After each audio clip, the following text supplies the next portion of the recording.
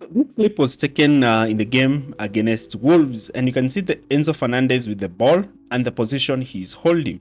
You can see he's trying to make a pass to Christopher Nkunku, who's looking to make a run behind Wolves' back line. But again, you can see the structure in which Chelsea is attacking with. In this second clip showcases the end of that pass. That is, Chelsea lost the ball high up the pitch, and immediately Wolves are looking to progress to attack Chelsea, meaning that Chelsea have failed to counter press effectively and win the ball high up the pitch, and we are going to analyze why. So looking at Chelsea's attacking structure, you can already see a disorganized structure. You don't understand whether it's a back three or a back four. You don't understand whether the two midfielders, who are they covering. You can see the mismatch in terms of positions of players on the pitch and how players should be distributed in this system. This further explains Mauricio Pochettino's tactical philosophy at Chelsea, a tactical philosophy that is not well understood and that has created a team that can attack somehow but is also quite open in transitions. And our video today is going to analyze why Chelsea suffer in transitions, and as a remedy we are going to look at how other teams control transitions. And our main theme of focus when we look at how teams to control transitions, we are going to look at Pep Guardiola's Manchester City and how organized they are when it comes to controlling transitions. Transitions are part of football because you'll not have the ball 100% of the time. But Guardiola has created a system whereby even his most creative players such as De Bruyne and Bernardo Silva are able to work effectively without the ball to ensure that his team are not caught out in transition, and that is making the pitch as small as possible and reducing the spaces between his players and opponents. Before we start our analysis, like, share and subscribe. So the problem with Chelsea Football Club is that Chelsea have really conceded a lot of goals when they started to score. And this is a problem that I've been pointing out throughout my videos. And that is the lack of attacking structure, attacking without defending. Here again, Ben Chilwell decides to play the ball to Caicedo. And sometimes I sympathize with Caicedo because he's usually left isolated in midfield. So when he receives the ball here, he does not have any triangle to play the ball. Enzo Fernandez is standing in a position where Caicedo cannot make a pass. Conor Gallagher has not dropped into the farthest part of the circle to receive the ball, and now Caicedo is forced to lose the ball.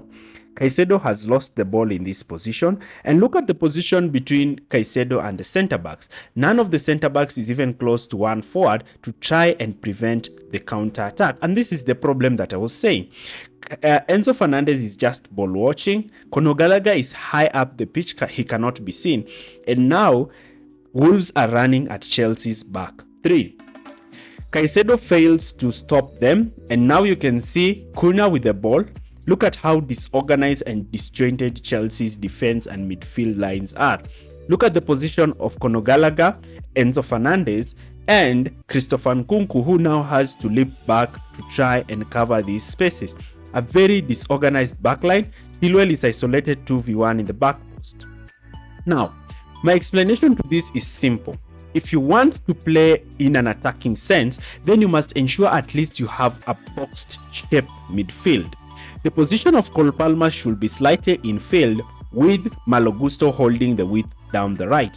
Enzo Fernandez, who has started as a double pivot next to Caicedo, should not be moving forward, try and attack. Rather, he should be staying deep in midfield alongside Caicedo to give him an option for a pass as well as security against counter-attacks. Now, Pep Guardiola, a manager who knows the game well. Pep Guardiola is the best manager in the world, and what makes him so good is his ability to control games. And I'm going to show you how Pep controls these scenarios on the pitch. Now, when Manchester City are attacking, you know very well that their wingers start wide. And look at the positions of their number 10. They play in the half space channels.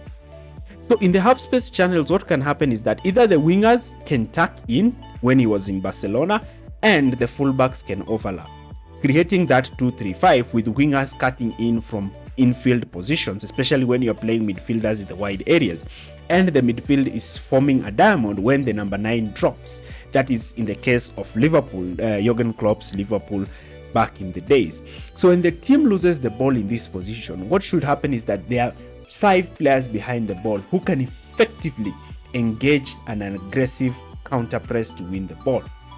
Now, when you're playing against team back in Barcelona, Pep Guardiola's teams will easily go back to positions, because in Spain what happens is that teams, rather than drastically counter attacking, they like to possess the ball, and this made Guardiola have effectiveness, especially if the counter pressing did not work. His team will easily go back to positions. Now, the situation really changed, and his team now can find the ball and use his deepermost midfielder to look to progress with the ball. Now, this thing really changed for Pep, especially in Germany, because in Germany teams were quite rapid in counter attacks, and rather the players will look to immediately attack the flanks and space vacated by the high advancing fullbacks. And therefore Pep realized that if he tried to employ the system that he employed at Barcelona in Germany, he would greatly lose, because the spaces on either side of his center backs will be greatly exploited, and his holding midfielder will also be exploited.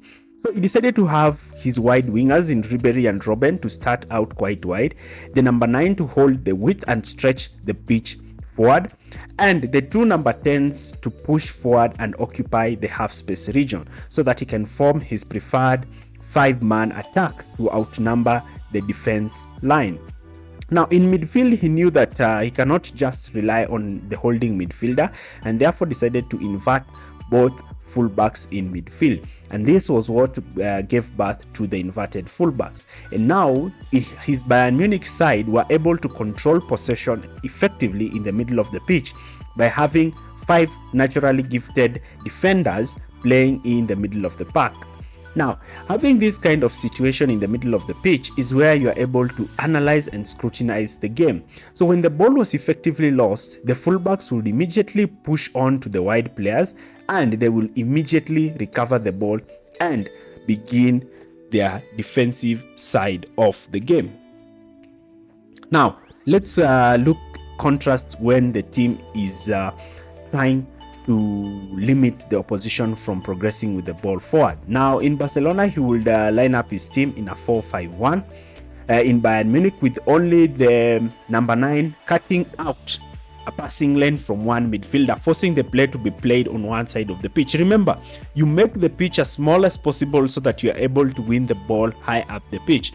So once the ball is played to the wide areas, he can use the touchline as an extra defender, and when teams decided to play long balls behind the defense line, his team would effectively win the ball because of his competent center backs and Manuel Neuer, who was an excellent sweeper goalkeeper, enabling his team to effectively win and retain possession. Now, another aspect that you used to see is that if opponents decide to go long against his team, what we realize is that in England, this was a problem, and therefore the second balls were usually a huge problem for his teams, and therefore he needed his players to be effective in effectively winning the second balls. Now, Chelsea's game against Brentford, we saw how Chelsea were exploited with second balls. And that's why when Guardiola sees his team in these kinds of situations where opponents are trying to play those long balls, what he does is that he drops his 2 midfielders, uses one of his center backs to win the duel, then lay the ball to his midfielders, who can easily win the second ball and effectively progress in the attacking phases of play. So Pochettino needs to pick a philosophy. If he wants his fullbacks to overlap, then he needs his midfielders to stay deeper to help the defense. If he wants his midfielders to attack the box, to make late runs in the box, then he needs to invert his fullbacks. He needs one fullback tucking his in as a center back while the other coming in field to play as a midfielder. But if he wants his fullbacks to hold the width, then Pochettino needs to have his midfielders playing close together. The isolation of Caicedo in midfield is making Caicedo look like a bang average player. And definitely, Caicedo is not a bad player, neither is Enzo Fernandez. But a manager who keeps on insisting that Conor Gallagher should stay high up the pitch and Enzo Fernandez should also push high up is making his team susceptible to counter attacks because the middle part of the pitch is left isolated. Questions now have to be asked about Mauricio Pochettino. What is his structure? You cannot have a footballing structure whereby the right back is playing deep, the right winger is playing slightly withdrawn, but you cannot see the chemistry in that team. I'm going to analyze the deficiencies of Chelsea's structure in my next video. Do not forget to check out that video. Thanks for watching.